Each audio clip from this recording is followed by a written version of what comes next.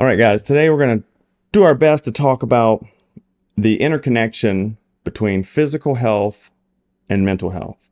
Physical health can include your actual physicality, can also include your diet, and that connection between your mental health, how you see yourself, how you interact with the world, what does your anxiety level look like, how confident are you, how mentally resilient are you.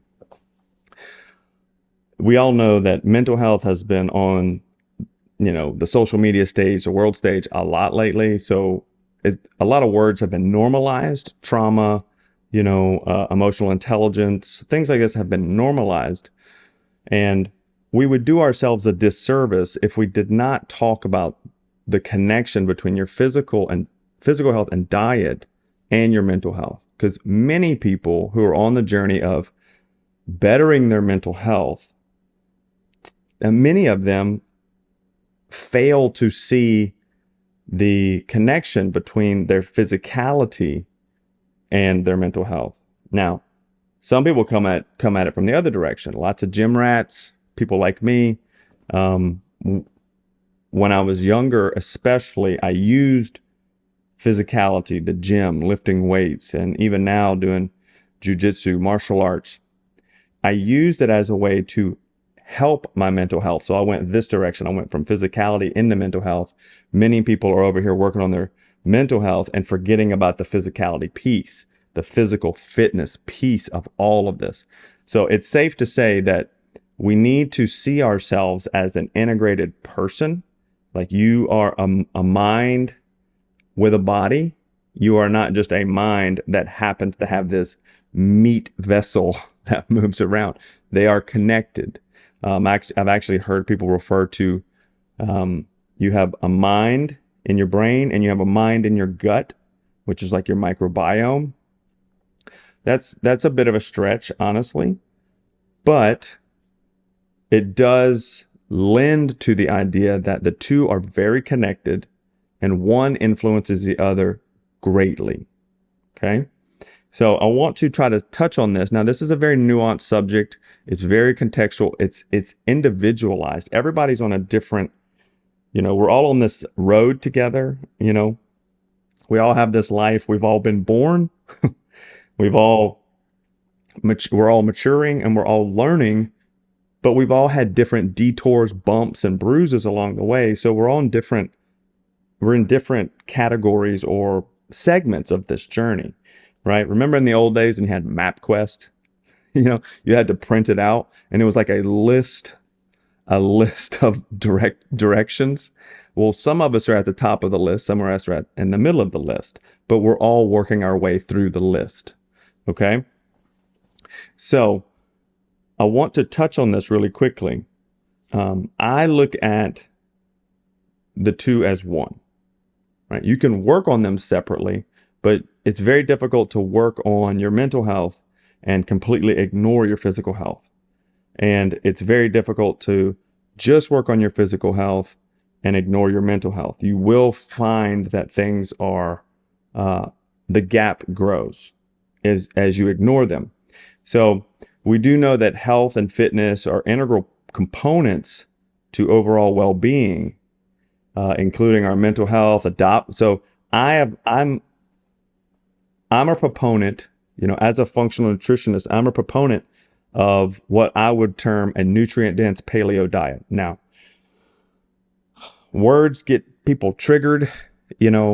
People put themselves in camps. It's very easy to categorize people these days. And nowadays, I find that categorizing people is rampant. People want to put you in a box. They want to put you in a category so that you are easily defined. Unfortunately, humans are very complicated people. We're complicated organisms. We're complicated creatures. So it's very difficult to put people in a box appropriately. So I personally would fall in many different boxes the way that our culture is now. So I would be a conservative person. I'm a religious person, but I'm not a Republican. I'm not anti-democrat. I'm just I'm a guy that has my own ideas. I fall in many categories, and we all fall in many categories when it comes to our health. So, um, diet is one of those things that falls into categories. So you got your carnivore camp, you got your vegan camp, you got your vegetarian camp, you got your if it fits your macros camp. You've got everybody in these different camps. So when I say paleo, I don't mean eat like a caveman. That's what people immediately think, because we're not cavemen. I hate to break it to you, you're not a caveman. I will say though, it's amazing to me that we don't see any cave drawings of salads. I'm just saying. I'm not against salads, but I am saying they were not that important to the burgeoning of the human species. So let's just be honest here, okay? That's a joke. Obviously, I love salads and vegetables. Okay, I'm not in a carnivore camp where it's like all veggies are the devil and they're all trying to kill you. Okay, so what do I mean by a nutrient dense paleo diet? I mean, hang on, let me take a sip of this. It's my coffee.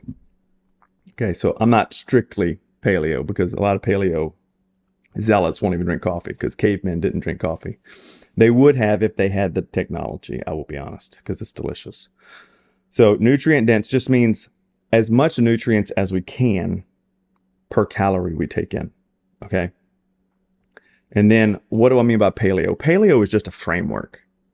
I don't mean caveman, I don't mean Paleolithic. I just mean we want to focus on meat, vegetables, fruit, lots of animal products, lots of vegetable-based products, but we're going to steer clear of foods that are potential allergens, endocrine disruptors, anti-nutrient. So, like for instance, gluten.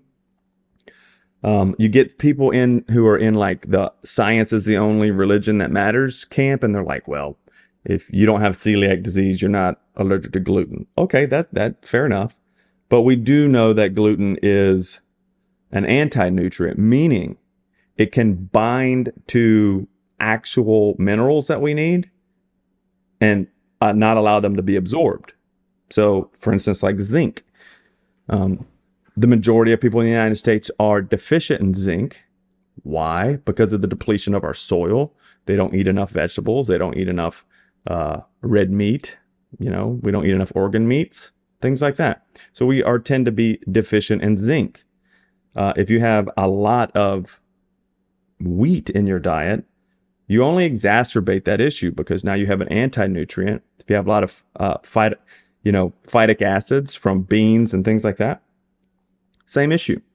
So the paleo diet in this context is just, we're focusing on the most nutrients we can get while eliminating foods that have no purpose or negatively affect our bodies. That would be like seed oils, high fructose corn syrup, refined sugars for no reason, because is it that terrible for you? Is it going to kill you? No, but it serves no purpose other than mouth pleasure. That's it. So we want to focus on foods that are going to give us the best fuel for our bodies. Okay? Notice I say fuel, not fun, because one of the things I have to work with my clients on is seeing food as fuel and medicine as rather than entertainment. Too many of us look at our food as fun, entertainment, distraction from life, rather than fuel that actually helps my brain operate well, helps my body operate well, helps me to thrive as an individual. So we want to focus on as much nutrients as we can. All right.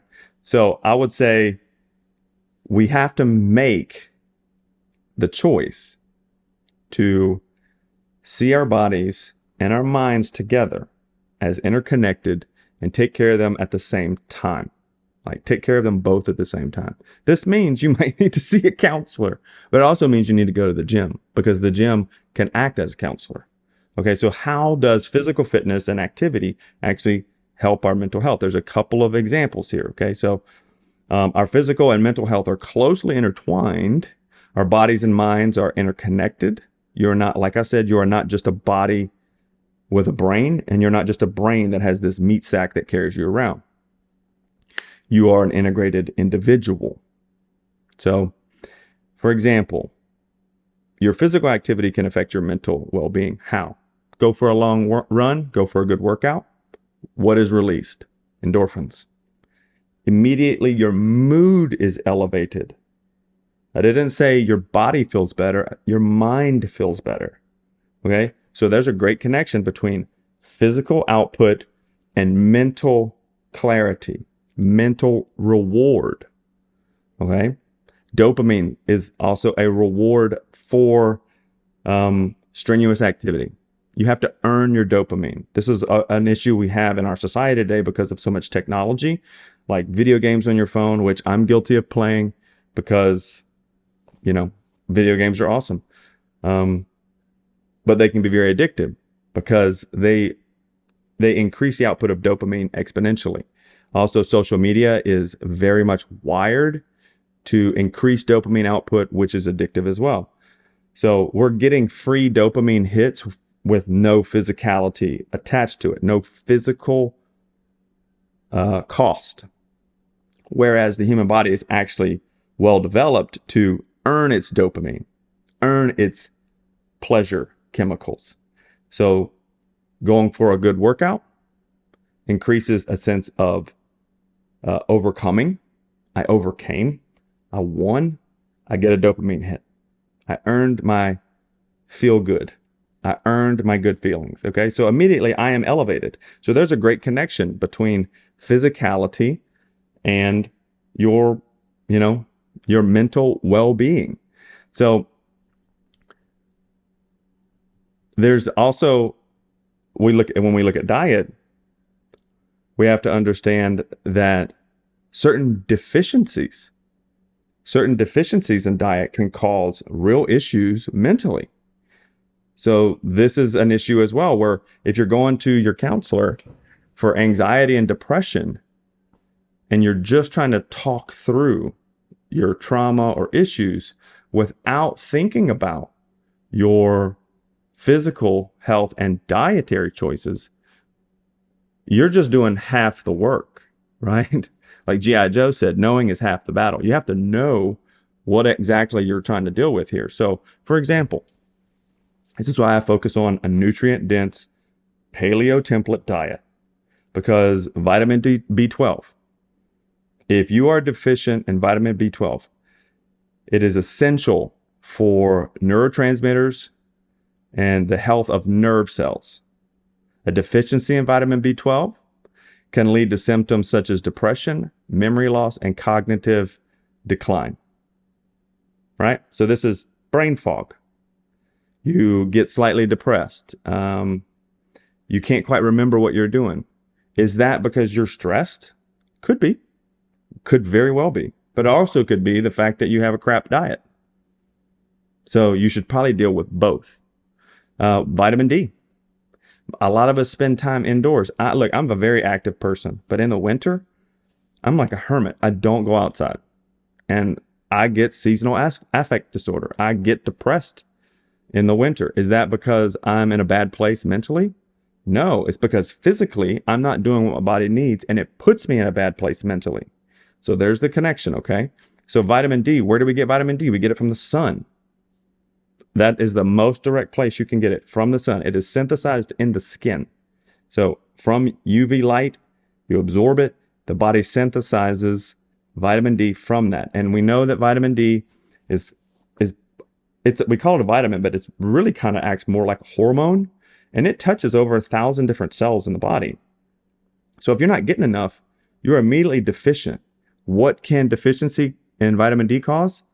It can cause depression, anxiety, increased risk of cognitive decline. It also will lower.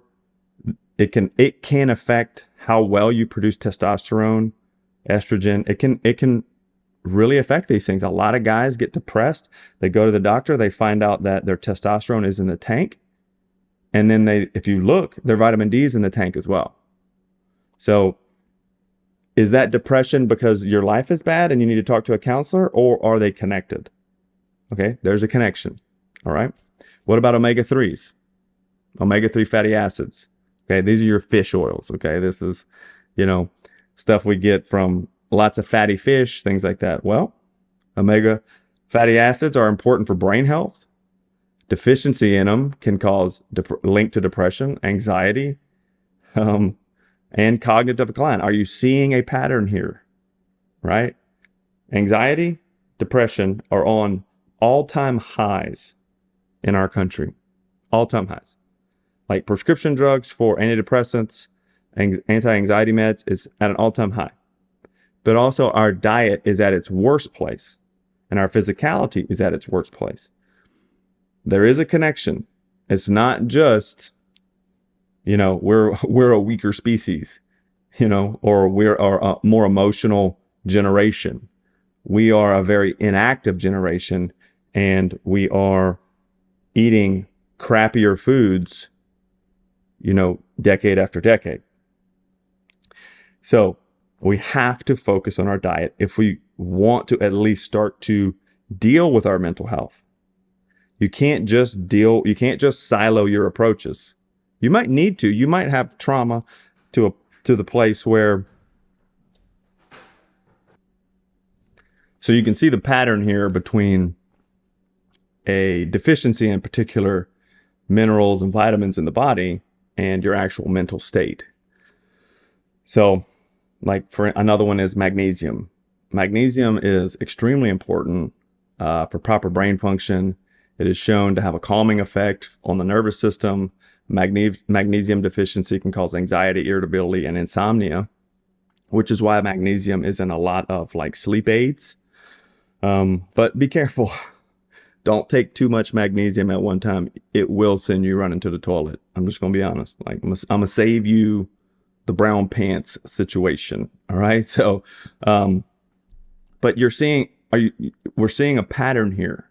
We have an exponential increase in anxiety and depression in our society, but we're also the least physical of any generation up to this point, and we also eat the worst diet of any generation up to this point. So it's not that we just have weaker minds. The whole situation, the context we find ourselves in, is one that is not working in our favor. So I want to encourage you that you are in control of your situation. You are in control of your mental health. And anyone who says that you just need to go talk to your counselor and you can kind of eat whatever you want is at best ignorant of the situation and at worst doing deliberate harm to people. So I want to encourage you. Take control of your physical health. Start exercising today. Exercise is one of those things where it's never too late to start and it's always too early to quit. You are not just a brain. Like I said, you are not just a brain that has this meat vessel that carries you around. The two are interconnected. As your brain goes, so does your body go. As your body goes, so does your brain go. They need to travel together.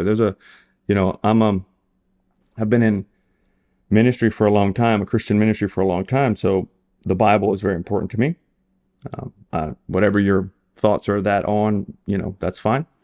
It's very important to me. But there is a scripture in the book of Amos. He's a minor prophet in the Old Testament. And the scripture paraphrase says, unless two agree, how can they walk hand in hand? Okay? So when it comes to physical health, unless the two, your physicality, your physical health, and your mental health are in alignment, how can you as a person walk forward? You can't, because you're leaving one behind for the other. You have to handle the two together. There is a plethora of study, scientific research. I hate it when people say I did the research, but I literally we can put some of the studies, link the studies into the description here. Sorry for my stumbling there. Especially when it comes to diet, like a nutrient-dense paleo diet. for mental health and overall physical health. But if we don't handle the two together, we are doing ourselves a disservice.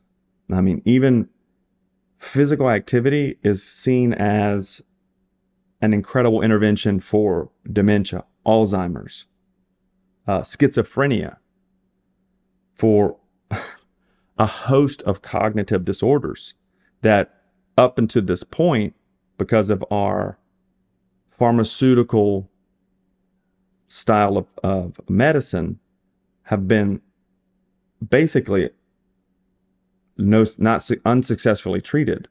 Like, there is no cure for Alzheimer's, but you can prevent it to a large extent through physical activity and diet. You can. And any doctor who says you can't, I'm gonna be honest with you, they don't study this side of it. I don't believe any doctor is any doctor is malicious. There might be some, but I tend to have a positive outlook on doctors, because anybody who goes into a line of work that wants to help people, I'm all for it. But we also have this sense of, I know everything in the medical system, but we're only looking at it through a very narrow lens, and that's pharmacology.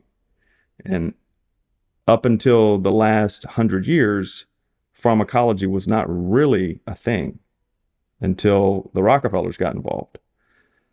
It was our medical system, the way we treated patients was much more homeopathic, Eastern type medicines, Native American type medicines, physical interventions, things like that.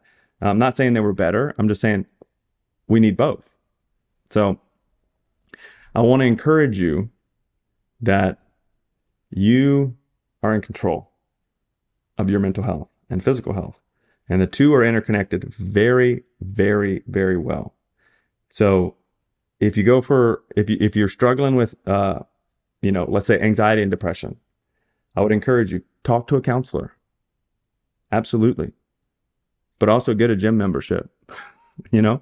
Also look at your diet. What kind of processed foods are you eating? What kind of crap are you eating? Are you self-medicating with alcohol and coffee throughout the day? Like coffee to stay awake, alcohol to put you to sleep. Are you self-medicating with cannabis? Things like that. So those things have a detriment on your physicality and your mental health. So I want to encourage you, talk to somebody, but also get involved with your physical health.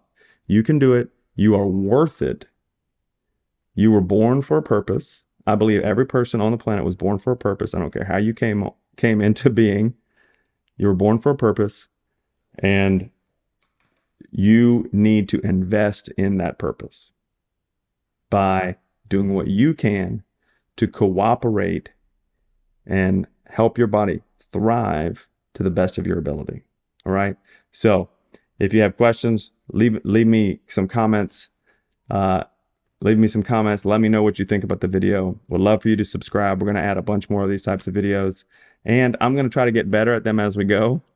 This is a real first attempt at long form conversation or long form teaching in a sense. And if there's topics you would like to hear about, I would love to try to add those. But for the most part, I really just want to encourage you to take care of yourself, for your family, for your mental health, and for the rest of your life, because you are worth it. Your purpose is worth it. We need you on the planet. We need you around to help other people. Okay? Have a great day.